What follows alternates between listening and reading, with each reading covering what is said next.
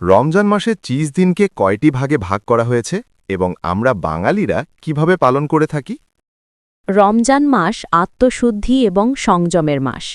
ইসলামী বিধান অনুযায়ী এই ৩০ দিনকে মূলত ৩টি প্রধান ভাগে ভাগ করা হয়েছে, যাকে আমরা দশক বা আশরা বলে থাকি। প্রতিটি ভাগে ১০ দিন করে থাকে।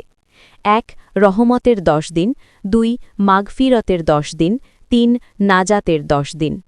আর আমরা বাঙালি যা করি, ১ রহমতের ১০ দিনে আমরা নিত্য প্রয়োজনীয় সব জিনিসের দাম দ্বিগুণ করে দিই। ২ মাগফেরাতের ১০ দিনে আমরা শপিং মলে সকল জামাকাপড়ের দাম বাড়িয়ে দিই। ৩ নাজাতের ১০ দিনে আমরা সব ধরনের যানবাহনের ভাড়া ৩ গুণ করে দিই।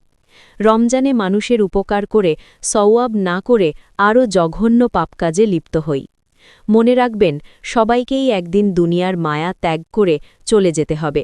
ভিডিওটা শেয়ার করে সবাইকে দেখার সুযোগ করে দেবেন।